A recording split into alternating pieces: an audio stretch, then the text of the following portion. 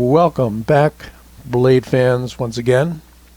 This old sword with you, and I've got a brandy new knife that I believe was released earlier in 2021, maybe mid-year, I'm not sure. I am extremely impressed with this knife. I'll tip you off to that right up front before we go even any further. I was surprised by a couple of things. First of all, it's a relatively, for a higher end knife, it's a relatively modest price of $180 on White Mountain Knives, and I think he still has a few left as of this review, which is mid-December, coming up on Christmas next week, 2021. Quality materials and a very interesting opening system that we'll discuss in a moment. This is the South Sea by Stedemon knives. You can pronounce it Stedemon. I pronounce it Stedman. They are probably not that well known to you. They make a quality knife. They are, I believe, an OEM for some other knife brands. And just look at this thing. It's not a lightweight knife. I'll tell you that right now. We'll weigh it up. I haven't weighed it yet. It has some beautiful contours to the titanium handle. Has this fantastic faceted tip, reinforced tip, but traditionally profiled Japanese style tanto, with a swedge at the top. Stedemon's logo here, and some interesting detail on the clip side. There's a name written in, almost looks engraved, South Sea M390 steel. So they didn't scrimp on the steel, and it is hardened to Rockwell 60 to 62, they're claiming. Now what you see there is Lee Williams' logo for a very special opening design that he calls the Kickstop. Before I show you much more, I'm going to borrow from an article from Knife News from February of 2020. And this had to do with a collaboration he did with Shirogorov. And that is a extremely high-end name in knives, both in production and customs. Russian, I would say, maker. So, as the name indicates, they say, Lee Williams implemented his Kickstop opening mechanism on this knife, and that applies to this one too, the South Sea by Stedman. While it looks like a standard flipper tab, the setup is quite unique. The tab itself is not part of the blade tang and is instead attached to the frame by a separate pin. This means that when the blade is closed, the tab sticks out from the spine in the normal place, but after the knife opens, it rotates on its pin to conceal itself within the handle. The Kickstop has been a frequent sight on Williams' own custom work and has now been incorporated into this design. So that's very interesting, and I want to show you that. Now we're going to do some measurements and take a closer look at this South Sea tanto.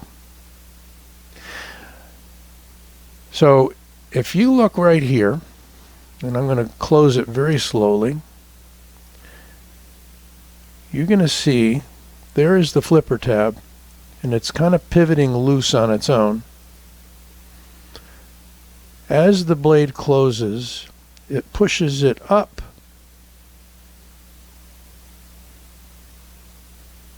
and into place. It's fairly pronounced, yes, but the fact that it disappears, where is it? When you open it, that's pretty amazing. And there it is. They give you extra hardware, complete set, including the pins that hold that stop in, that Kickstop. Hopefully that's not an indication of that we're going to see any wear, but I don't know. This just came in. And again, this is a White Mountain offering. You can get it with the satin finish, and you can get it with a bead blast. It's either bead blast or stone washed. For $180, less the Old Sword discount of 10% would knock 18 bucks off that knife, almost 20 bucks off, so bringing it down to more around 160, and you're getting a lot of knife here for that money. Okay, measurement time. It is not a small knife by a long shot. It's 9 inches overall. The blade is coming in maybe just a fraction over 4 inches. Cutting edge about 4 1/8, 4 1/16 maybe. Crazy. Beautiful design. Relatively thin 0.54 inch handle. And a beefy 4mm blade stock.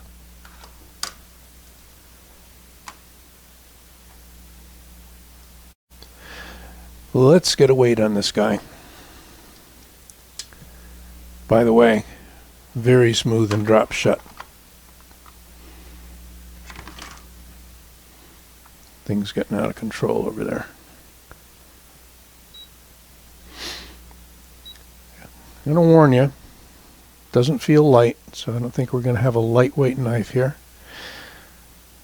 Not too bad though, 5.5 ounces, 5.52. But it definitely feels very solid in the hand.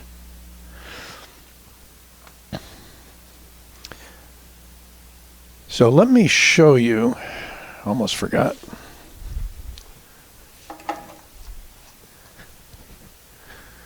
Got a cool, knock your eyes out, safety yellow, hard pelican style case that this knife came in, with the Stedemon branding. Inside, yeah, the knife came in the usual plastic bag, but inside is a complete replacement set of hardware, including for the Kickstop. So trust me on that. I'm not going to take it out of the bag because there's some extremely small little brass washers in there. But yeah, it's got a gasket around the edge, and so should you need to safely carry your knife in a marine environment, you can do that. Let's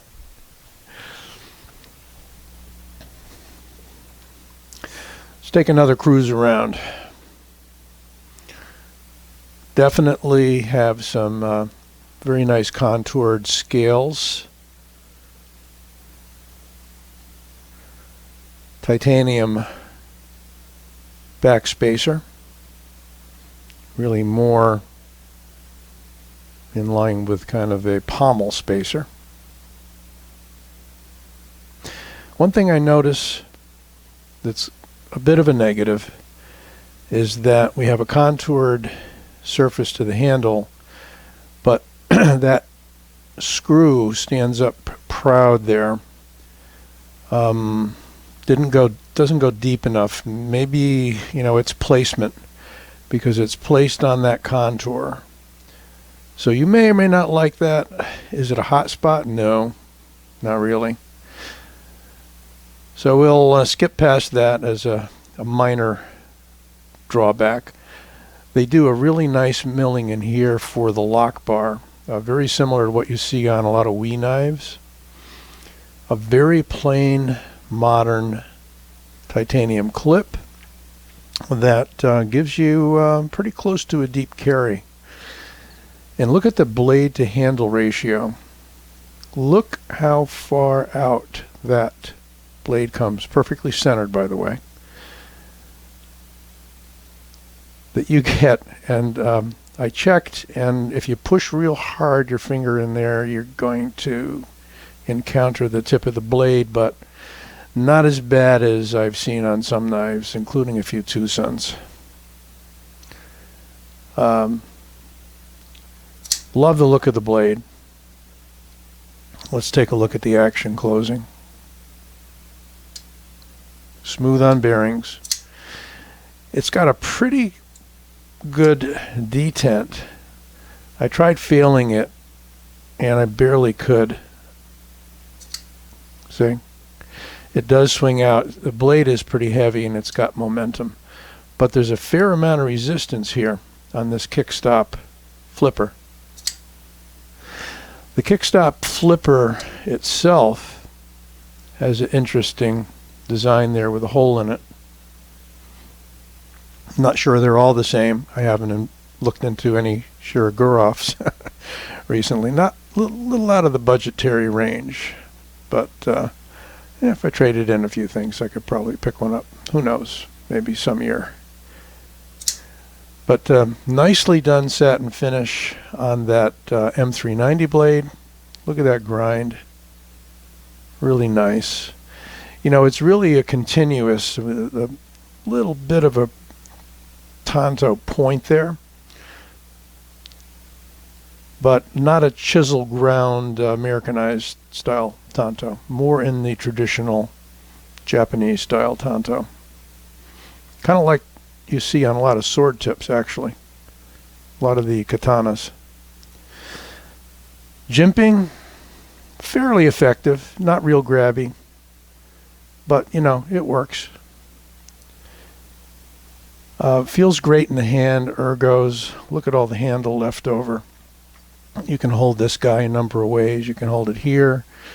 You can hold it even edge back in, edge out. The fact that you don't have a flipper tab here does give you the ability to choke up a little bit should you want to. That's kind of neat. And there comes the flipper tab. It's such a cool mechanism. Take a look at it one more time.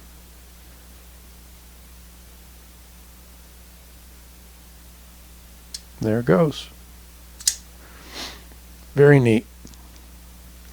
I'm going to do a quick compare with some other large knives of recent acquisition. This is the Shikari from Concept.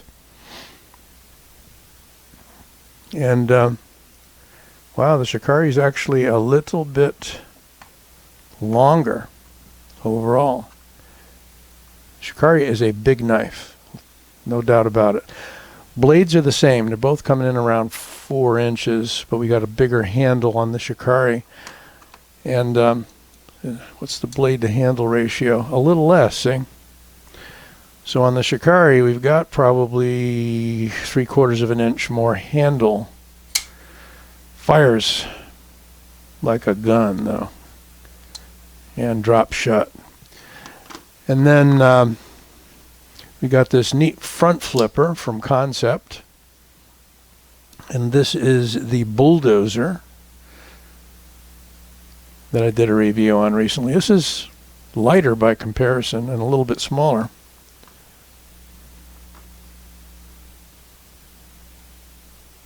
Yeah, good deal smaller. Then if we were to do comparison with, how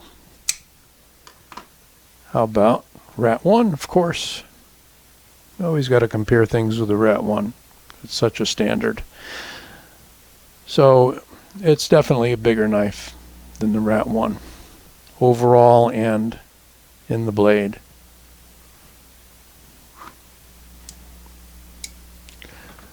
So I'm telling you, we've got a premium knife here, really coming up on custom quality, with a very unusual opening system that you might like.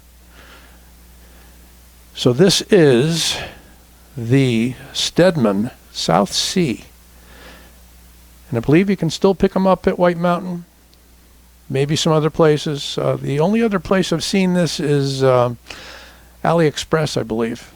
So if you choose to buy overseas and wait you can pick one up for, I think they're actually a little bit more. So White Mountain's got a good price on these. I think that does it for this review, and hope you enjoyed it. Don't forget to give it a like and subscribe.